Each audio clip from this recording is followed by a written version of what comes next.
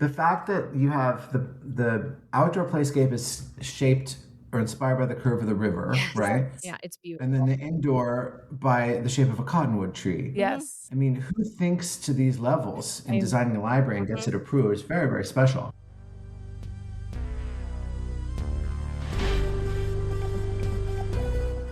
Hello and welcome to The Book Drop, Omaha Public Library's podcast about books, our community, and the joy of reading. I'm Maggie Peterson. I'm the Outreach Manager for Omaha Public Library, and I'm joined as always by Amy Ballard, the Partnerships Manager for Omaha Public Library.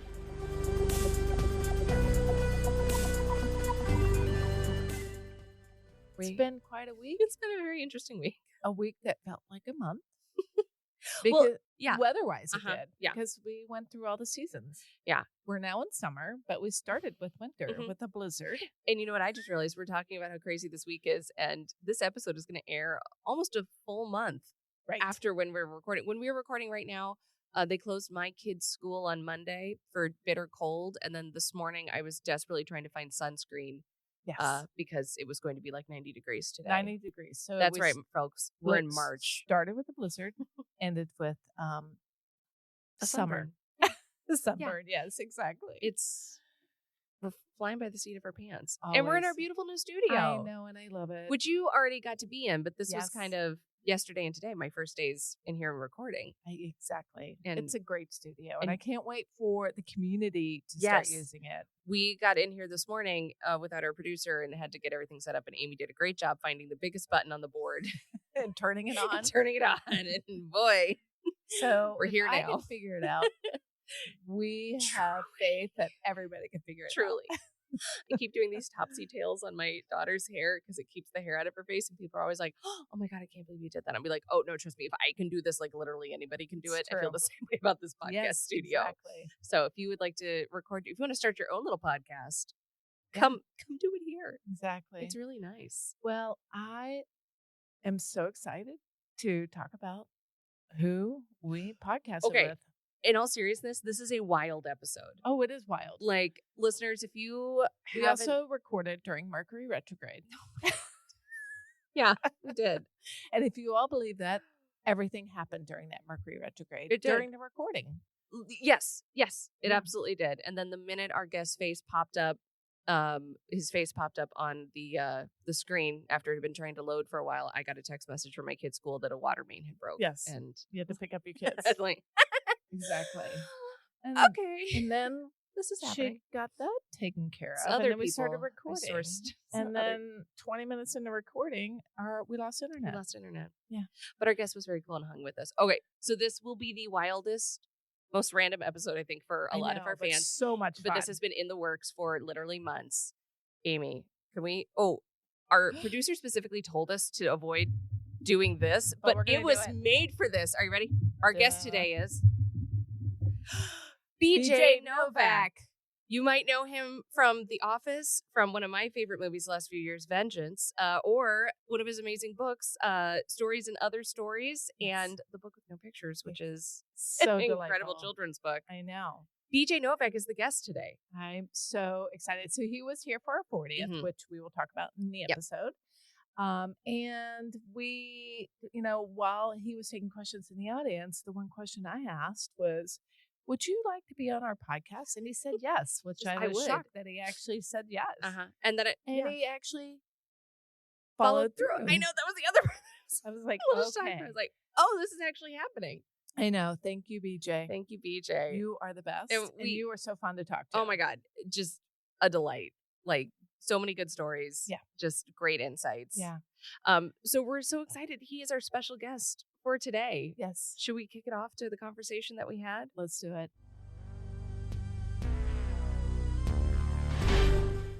Why do old books smell like vanilla? Is that a dust thing? What's going on? It's like a chemical breakdown process with the paper. I used to know specifically what it is, but it is like essentially what it is. It's just that, and we have it less now because we've stopped using certain materials in book manufacturing. But that's a big reason why that classic like book smell that we all love. So don't you think that'd be a great like scent for like Kaya Gerber or something? Some like literary fashion person. What's the one that makes like the one scent, and it's like they make like 8 vials of it. And when it's gone, it's gone. They make one like every season. I'm pretty sure it is a scent. scent. Somebody has to be doing it. Yeah. Yeah, it's a great idea. We'll do it. Know. Yeah. Yeah. It's my fave. Well, I appreciate when I asked from the audience when you came here to ring in our 40th year for the Omaha Public Library Foundation, when I said, hey, would you be on our podcast? And you actually said yes, which I did not think you would do. Same. I was like, I've been looking forward to it, and I've been listening, loyally along with your journey and your tangents. We have a lot of those, and we're chaos always, so most of the time we are flying by the seat of our pants, which is what we do. But not today. So the library opens April 19th, and it's how many years in the making? 5? I always tell people that it was probably a 40-year conversation because the philanthropic organization has been around a long time, Heritage Omaha, and so they built a lot of amazing cultural organizations. And so when I moved here in 2008, the director then had been talking about this library. So as with everything gets put on hold or on the back burner. But I will tell you what, the time was now, because this library is amazing. And I am so excited for everybody to see it. You have to come visit and see it. It's absolutely mind-blowing. Well, I have so many questions. I mean, starting with the coffee, I've never heard of a library that has a cafe. Oh. Don't you guys have a cafe overlooking the playscape? Yeah. Yes. Yeah. And I was going to say, where's the coffee going to be from? Zen It's a local Coffee. place. Yeah. Okay. Yeah. Okay. And that's the other thing. Sounds great. Omaha has a lot of independent coffee shops, which is as pizza as well. Yeah. Okay. We're a pizza heavy. So come back and have pizza and coffee. Maybe not That's dinner, but for sure. Yeah. So Zen Coffee will be here, and we're very excited about it. Yeah. Yeah. Great. My goddaughter told her nanny that she thinks I'm addicted to coffee. I might be addicted, which is true. It's always one of those things when I look up the definition of a word, I'm like, I mean, maybe, but like, why do you make it sound like that? I literally will never stop drinking it. It's my favorite thing I do every single morning. It is like my ritual. I completely agree. I'm on the same page, and I've thought about what that means. And this leads to that famous question, is listening to an audiobook reading a book? Yes. Which I have 2 different instincts about. But Michael Pollan, the great writer, wrote an audio-only book about caffeine. Oh, I haven't listened to that yet, and I will. That's really interesting. And at the end of he goes off caffeine for, 2 months, 6 months.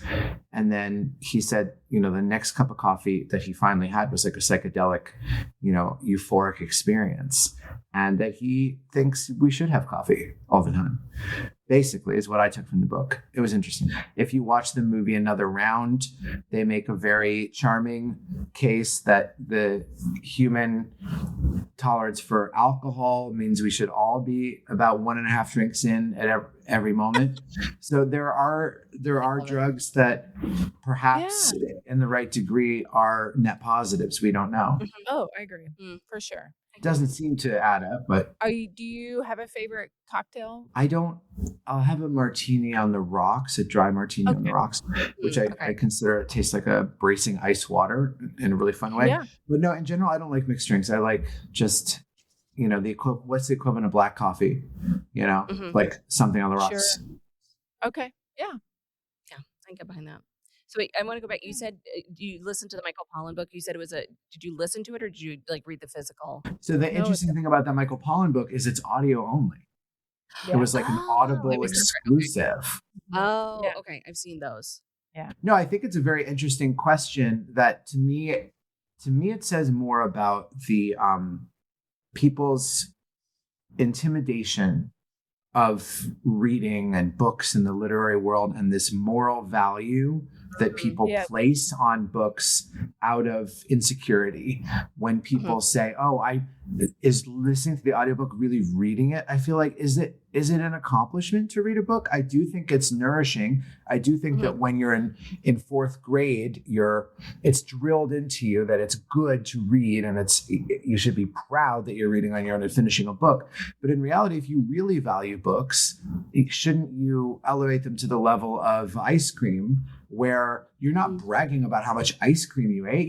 You love ice cream. And maybe maybe it's good for you, maybe it's not. And so I think the people that feel insecure listening to an audiobook isn't a book.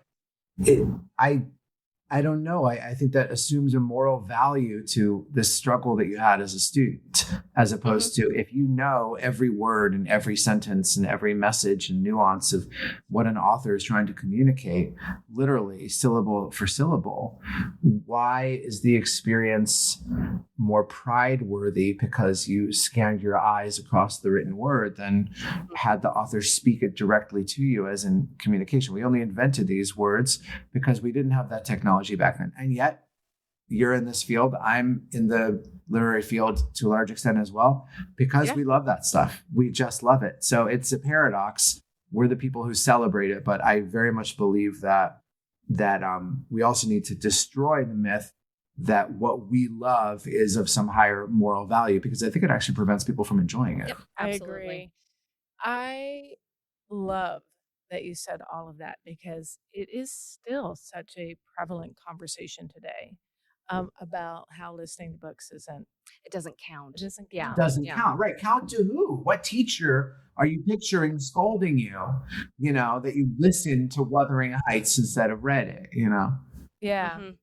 And I listen to books, I read them, but I also read them on my iPad because I love to be able to look up a word if I don't know it, and also to increase the text size because I am getting older and text needs to be larger. Mm-hmm. Sure. Yeah, huge for like accessibility things, but also it's like even if you don't need it for like an accessibility reason, like just read your books, read them in audiobook. That's pretty much the only way I read nowadays is just through audiobooks. Yeah. And I have big opinions on audiobook narrators, but Maggie's a big audio. Do you know Julia Whelan? Okay, that's what I was going to say. This is the one that I'll say every episode. She is the right choice for every single book, and she does so. She has a wide range. She can do anything. She's my favorite. I've been thinking, should I pick a book just based on her as a performer, like the way you pick a movie because you like the star? Should I just do that? Absolutely. I know I'm in good hands. I know even if I'm not going to come away knowing, even if it's a book that I'm like, it wasn't my favorite at the end, it just wasn't for me. But I know I'm going to have a good experience listening to it because she's doing it. She is a master of her craft. She also, though, started as a child actor of sorts. She was on that ABC show Now and Then, Now and Again. Oh, okay. I remembered her distinctly from that, and I actually really fell in love with her as an audiobook narrator, and then found out later that she was the same person now as an adult. Oh, wow. Okay, wow. What a wild career. Yeah. Yeah, legend. Yeah, absolutely. Yeah. Well, and that kind of brings up the point, Amy, right now, you are reading Stories and Other Stories in the audiobook. Yeah, she's listening to it right now. Oh, great. I put a lot into that audiobook, a lot of guest stars. I am giggling a lot. Great. On my way to work. A good time. How was it recording your own audiobook? Yeah. Very unspontaneous. Not very fun, actually. I workshopped the book by reading it. I would book a theater sort of as though I were a stand-up act to workshop new stories. And I would read the stories and bring a pen on stage because I trusted myself as a performer that I would not want to say boring things on stage. So therefore I wouldn't put them in the book if I had the sort of honesty check of, I don't want to read this paragraph. This is pretentious. This is stuffy. This is long. I'll just cut it. And I found that was a very honest way to actually feel the pain of boring the audience. So made sure I wouldn't do it in the book. And it also was a good deadline for me to, I booked a theater on Saturday. I don't have any new stories. I got to finish that one, So I enjoyed the spontaneity of that. I think reading the book was stressful because I couldn't change anything. And because I wanted to get it perfect and it didn't feel, I think next time I'll do something like that. I'll treat it more like, an quote, in the moment acting experience. I'm sure I'll talk to Julia is what I'll do. I'll get her advice, find out how she does it. Well, I would say that you do a fantastic job. And thank you. I put a lot into it and I produced it well. I recruited a lot of great actors to read the other parts. The Warlord is hilarious. That Oh, good. I mean, does Rainn Wilson do that one? Yes. The Warlord? Yes. I think so. Oh my gosh. Yeah. What I love is, and I'm going to ask you about your writing process, but in Well, let me back up here. So I feel like at the foundation event, you might have talked a little bit about your writing process because you just take notes of like absurd behaviors or interesting things that people are doing or saying. Yeah. Because I think that's what's so interesting about your book because it was like, oh, I've never said that out loud, but that's exactly what I was thinking. I'm And you happy have you that. said that. Yeah, a friend said I should title the book Tangents because she said that the whole fun and value in the book is you start with this premise, but it's all the tangents that you are often the value of the story. Any other story, Right. you'd say, can you cut the tangents? For me, it's like, can you cut the story? Can you just have more tangents? Yeah. That's sort of my favorite aspect of it. Oh, it's brilliant. Especially, I think you were talking about the quality of the paper, the dessert menu, and that just made me laugh because it was like, Oh yeah, and how your eyes always start in the unhelpful middle of the menu for no reason. That's what I remember the phrase being. And it's totally true. You hand me a menu. I never read a menu linearly. Yeah. You always just kind of look at it like it's a big like graph or something, even though it's a linear thing. Yeah. I'm always into looking at those heat maps that they'll sometimes do in like scientific studies of like, we put up this computer screen and like, where are the people looking first? And like, oh, really? I never seen that. Yeah. Yeah. I actually attended a doctoral, it wasn't like their thesis, but they were presenting on it. And that's what they had done was basically looking at different website formats and like where the eye naturally falls. Yeah. And Yeah. but it was different for different people. But I've seen these now online where people will come up with like a heat map for these things that they can track like where your eyes actually land. You know, that leads me into, I'll jump ahead. I know you were going to ask me for book recommendations of my field, right? Yeah. And that reminds me of one in fiction writing. It's called The Bestseller Code. And I don't know anyone else who's read this book, but I actually got it on my iPad. I remember that much. So the Bestseller Code, supposedly, I don't even know how, I don't know. This is what they said they did. And this was 10 years ago. So now they could do it very easily with AI. But back then they said they took all these manuscripts of books and ran them through this algorithm, not a human reader, to see if they could guess which books would become bestsellers and which ones had been bestsellers, right? To figure out what are the patterns of bestsellers. And the findings that I remember were the number 2 word that correlates to a best-selling book is want. The number 1 word is need. So you want your characters to want something, but if they need something, it's a really big hit. The other thing I remember is that sex under correlates to bestsellers. People think, oh, bestseller is going to have a lot of sex, a lot of violence. Actually, the books with less sex are more likely to be bestsellers. What works instead are slices of life that seem irrelevant to the story, that are irrelevant to the story. Food and drink. If you're reading a John Grisham book and he's driving to meet his client, the temperature of the coffee in the cup and where he got it from, and he pulls over for a croissant and it's a little crumbly and he knocks the crumbs off his coat. That's what people love. That's what makes it feel real, and they love food. So those 2 things I remember. And then there were some other interesting things about graphing how your protagonist should go from high highs to low lows as dramatically and often as possible, almost ideally in alternating chapters. You end a chapter, your character is on top of the world, and the next chapter, it's all gone, you know? And I think they mapped 50 Shades of Grey for this. It was a very interesting book. And it's funny because now I would consider a book that had used an algorithm to scan what would be a bestseller as, offensive, something we should never, ever listen to. And yet the values in this book were the sorts of things I would encourage anyone. Your character should want something, and even more than that, they should need something. You don't over-sex it up. Tell them about the little details in the carpool. These are great values that people like. So I actually thought this book was very helpful. I love that. No, That's one. I can like to say that because I think most people are kind of looking for a sensory experience. Yes. It doesn't have to be tactile. It can just be Mm-hmm. like the description and really putting someone in the world of the book with like those little bits. And I think food and drink is probably one of the more accessible bits of it because everybody has to eat and drink. So you might have done these things. And everybody can talk about it and connect on it. Yeah. Mm-hmm. We have that. While we're on the topic, I'll tell you the only other one I have for you. Every screenwriter knows this book. It's called Save the Cat. When people ask, is there any good book about screenwriting? There's a few famous ones, but no one I know has ever turned to one of them and been happy about it, except for this one book. It feels self-published. I think you can buy it online. It feels self-published.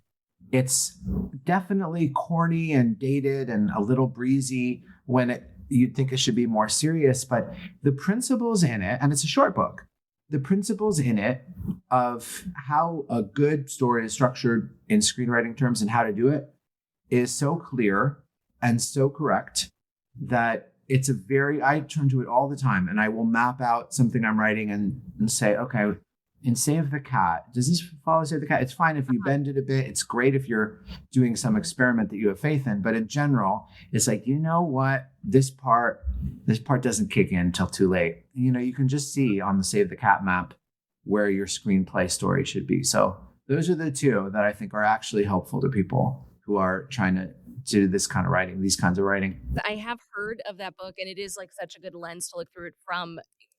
And I don't know if and maybe you can speak to this of the challenge of writing, especially with humor. It's like if you're writing for what you think is funny or what you think for what other people find funny, or in the same idea of writing a movie, it's like what you want to see or what you think should happen versus kind of this tried and true lens to look through.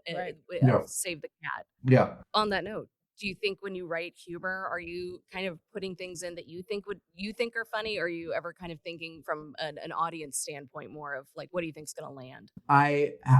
It's a 1-2 process. And my father said it best when I started doing stand-up. He said, how about you only say what you think is funny and only keep what they think is funny?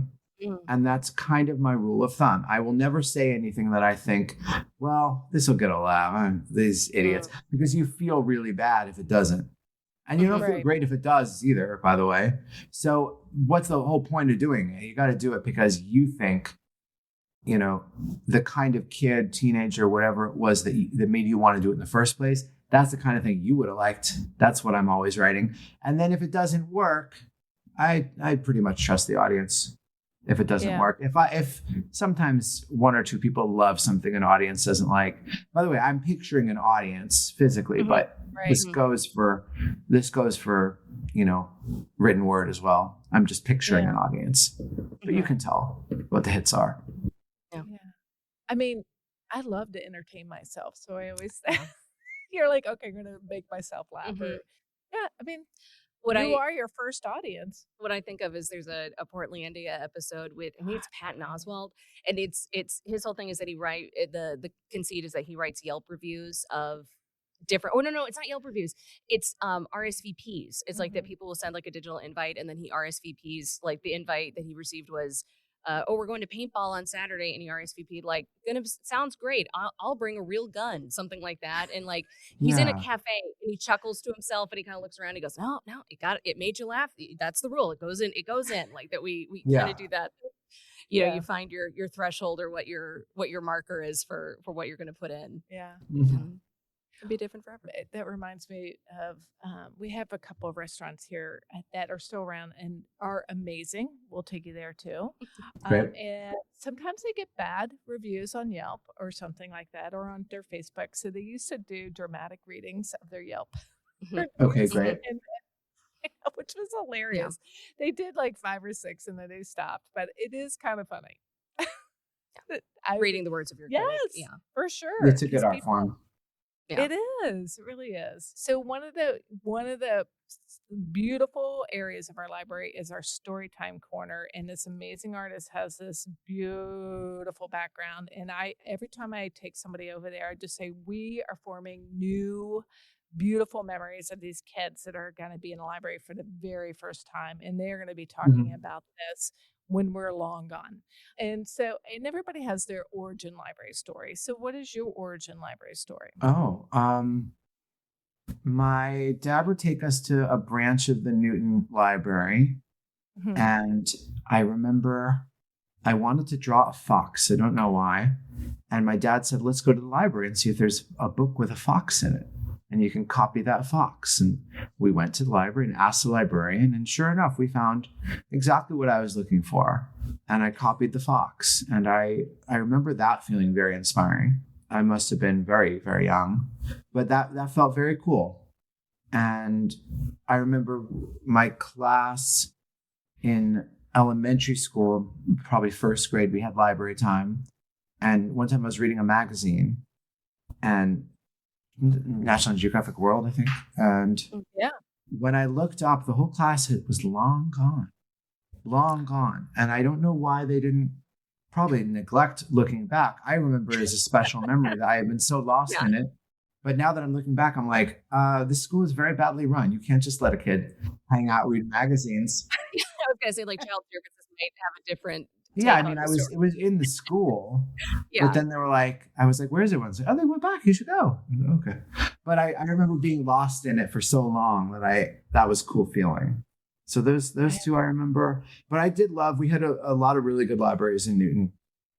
We built, awesome. Much like you just did, we built a new sort of crown jewel when I was in high school already, the Newton Library.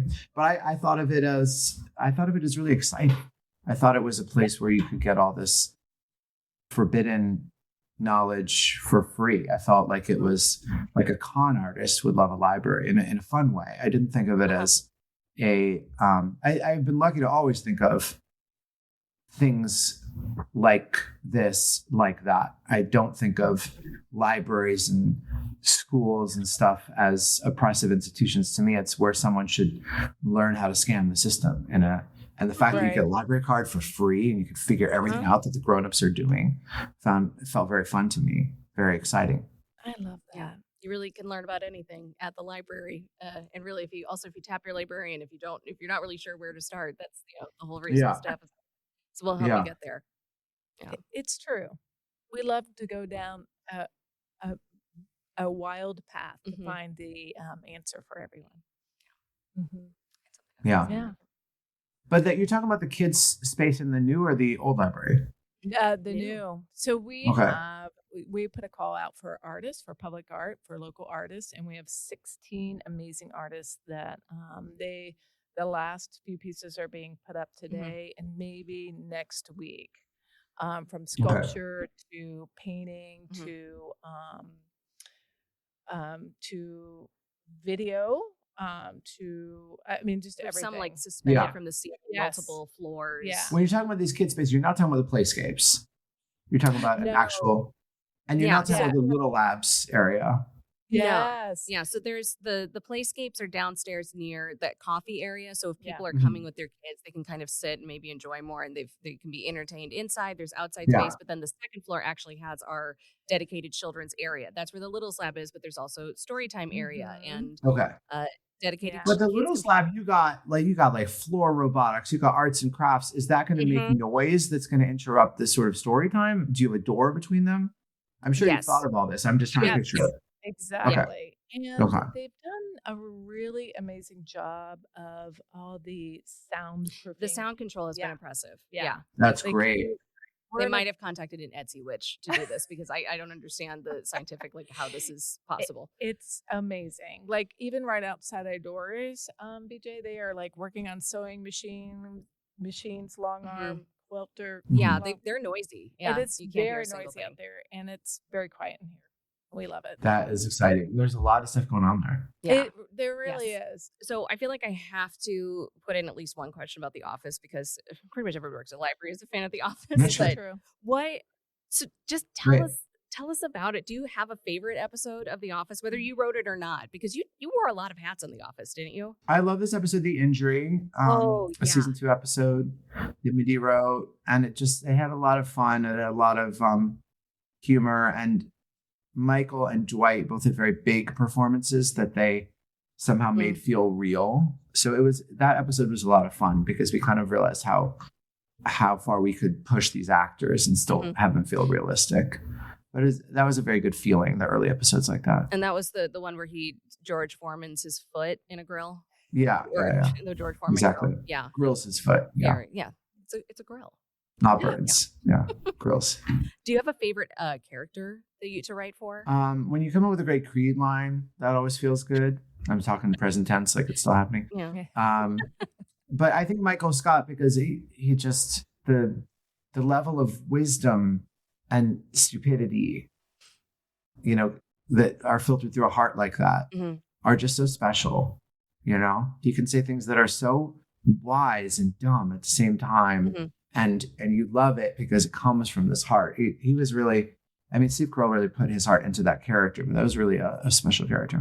I saw a TikTok recently. Somebody was ranking all of the Office characters as far as like how did this character age, and like their number one character was Michael Scott. That it's like his whole arc, and I think that idea he does feel very real. I think a lot of us have had at one point or another a Michael Scott-esque boss or coworker, and I think that may be a reason why he's so beloved even to this. Yeah, it's a great lesson in empathy too, because he starts the series as the world's worst boss. Could you imagine having a boss like this?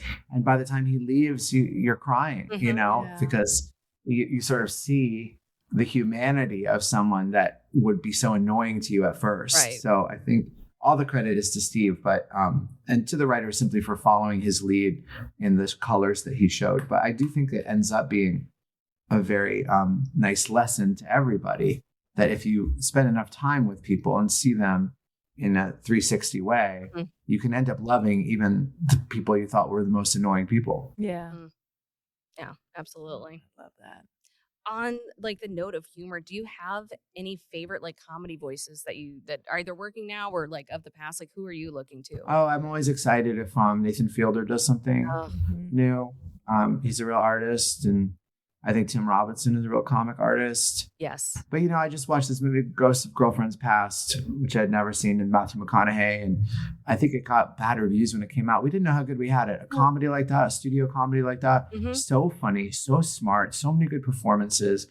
And, there's a lot of sort of anonymous, I wouldn't say anonymous voices, because I know the writers' names and stuff like that. But people that aren't camera facing and didn't have a legacy as a writer director, but there are just comedy writers out there that make stuff that we just take for granted. Or on SNL every week, people criticize SNL like it's not funny anymore. Well, this one sketch was brilliant. Yeah, dude. Yeah. They have one sketch that's brilliant all the time, and you don't know who's writing that. So there's a lot of voices out there who we don't know their names as artists who are doing great art. Yeah. And I feel like with Saturday Night Live, it's that thing of like, they're making how many sketches every single week. You can't win every single time. And they always say that. Over the years, they keep saying that. And I wish folks would just stop. On that note, I think Ashley Padilla, who's on SNL now, I think she's the next Kristen Wiig. Oh, nice. Oh, yeah. Okay. Yeah. She's amazing. Yeah. So what's next for you? Yeah. What are you working on? What can people get excited about with you? Look, I'm always surrounded by projects. I'm working on a new kids book. Are you It's really? just on my desk right now. Oh my God. Yeah. It's going to be really funny, I think.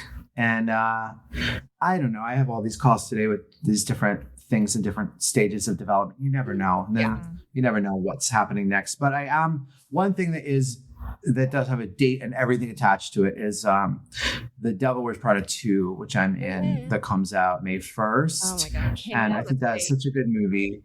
The script was great. Meryl Streep is great. It's actually really, really, really good. I think a lot of sequels come out and they're just sort of nostalgia, take another bow. But this one was actually a great sequel in terms of, that's a great next story for those characters in the same tone and with different issues and twists and dialogue. So I was really, really happy to be in that. Yeah. So I do recommend that to people. And it's also an easy thing to say. It's hard to tell people, well, this movie is with A24 and this stage and this person we're negotiating with this actor. And we don't have a start date, but we do have a big budget. It's so stupid. It's nice when you know when something has a date that's coming out. So that movie's coming out, and then I'll have dates for the books. And then, I do have a board book version of the book with no pictures. I'm announcing it here first, actually. we can't show the cover reveal, but it's going to be this, and it's going to be a very cute little book for kids that can't quite follow a narrative, but they can know that it makes their parents silly when they get to they get the spirit of word. Yeah. It's very sweet. You see that spread. Yeah. So I look forward to that. That's coming out this fall, I think. That's awesome. The little book with no pictures. Oh my gosh. I love it. We'll make sure it's exciting. In our I'm sure it's on the pre-order list. And it would be really fun when your new children's book comes out. You will come and read maybe your book at our new Storytime Corner. That's a great place for it. With my friend the robot. Yes. And then who's going to be in this genealogy room on the third floor? Is this like open all day, or is this by appointment only? No. And that's the nice thing about it. So now I have no roots in Nebraska. Will I find out my family history there, or is it kind of okay? Yes, you can. Actually, it is. They help everybody. They do. We have a lot of specific materials, maybe related to the region in Nebraska, but our staff is trained to find anything almost anywhere. And as actually, far as like it doesn't genealogy. matter where. I mean, come and we will be able to get you connected to your roots. And it's a great place, and you will love it. Yeah. Okay. For sure. Open and I have no doubt. And I mean, the fact that you have the outdoor playscape is shaped or inspired by the curve of the river, right? Yeah, it's beautiful. And then the indoor by the shape of a cottonwood tree. Yes. I mean, who thinks to these levels in designing a library and gets it approved? It's very, very special. And the gardens around our library, which is designed and actually being right now, they're putting the plants and trees and everything else in by Mohawks, which is everything is native. And we also have a seed library, so everything connects back to folks being able to check out our seeds. It's great. And what are the hours? Are they going to change? I know we're open different hours. We're longer. Yeah, we'll be it'll be the branch that's open the most. So it'll be a 7-day-a-week branch, but then even then the ending hour will be later than normal. Yeah, for sure. And And what's your biggest seating? Is there if someone were to give a lecture or a screening, how many people can you accommodate? We have a community room that with just basic seating is 250. Okay. Yeah. That's great. Yeah. Well, I can't wait to visit. And windows everywhere. Beautiful. Yeah, Windows is big. I know. Yeah. I saw the designs. I love that. Yeah. We can't wait to. Yeah. And we're going to invite you. Yeah, we'll figure out something fun. Maybe when the new kids book comes out. Yeah. Yes, for sure. Yeah.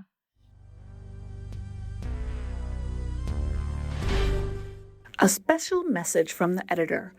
A huge thank you to BJ Novak for joining us on the podcast to help us celebrate the opening of our new Central Library.